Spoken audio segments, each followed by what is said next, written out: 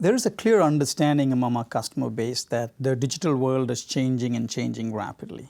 But if you ask them about digital, you get different answers depending on who you ask. In some sense, it's like the old Indian parable of the 5 blind men and the elephant. You ask the IT folk, he will tell you that digital is all about technology, social media, analytics, cloud. Now, if you go to the operations guy and you ask him, he'll tell you it's about recreating the one-click Amazon experience. And if you go to the business guy, they say, oh, it's about creating new business models like what Uber does. So you get very different answers depending on who you ask about digital. But one thing is very clear. They all understand that the consumer behavior is changing and their customers are asking for the same experience that they get from a Google, a Facebook, or an Amazon. And that's forcing these traditional analog companies to change. The second thing is that most of the leadership team is aware that disruption is going to happen. And the disruption for a 100-year-old bank is not going to come from a bank down the street, but it's going to come from somewhere in the Silicon Valley. So that understanding is there. So there's a clear understanding of the challenges posed by digital. They think the digital revolution is real, but their approaches vary depending on the customer, and the maturity of that response also varies. When the digital world is changing and changing rapidly, one of the good things about that is you see always the next big thing, and you get tempted to do the next big thing. And as a small company, if I start following the next big thing, we might get disoriented and might lose focus. So what we did was very simple. We said, we're going to make the customer the axis of our transformation.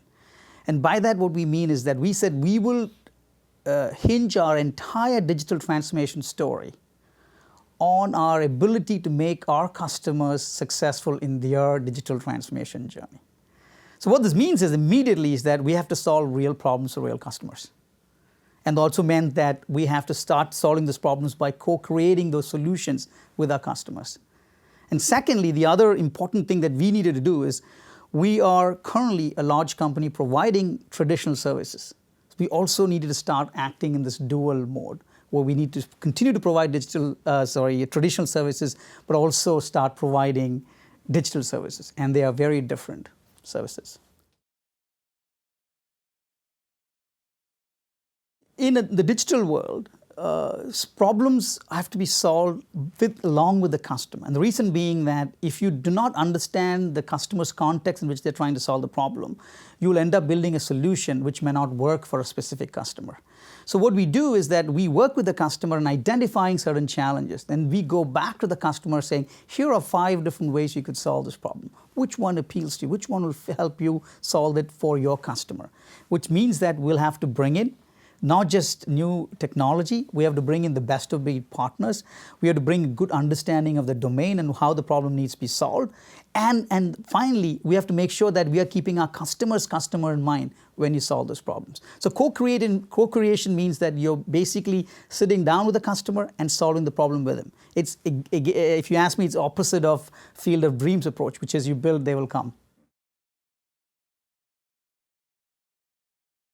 If you look at the traditional services model and you look at the attributes of a traditional services model, there are 3 attributes. One, there's a fit for purpose. They've been defined with a very specific purpose in mind.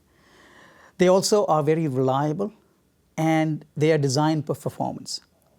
And secondly, the culture in which those traditional services are executed are also very different, in that you have to define very well-defined processes, and these processes need to be adhered to. There needs to be a proper governance to make sure these processes are adhered to.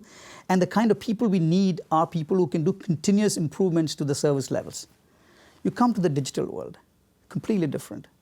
Your mantras are speed, agility, and innovation. And you need a completely different org. You need a completely different kind of talent. For example, I'll tell you 3 things we are doing in our environment. Number 1, we have created this culture of experimentation by creating a group called Next Labs. It's a bunch of PhDs, and they're co-creating the next generation solutions with our customers. And most of these solutions may see the light of the day, some of them may not. Like I mentioned earlier, we may take 5 solutions to the customer. They're all rapidly prototyped. And the customer just may pick one, and the rest 4 might never see the light of the day, and they will fail. In a traditional model, that's seen as a very expensive way to build a service. But in the digital model, they're seen as the best way to get the right solution to the customer. Second example, we have creating an ecosystem of startups. I'm from the Silicon Valley. So every other Friday, we bring a startup in.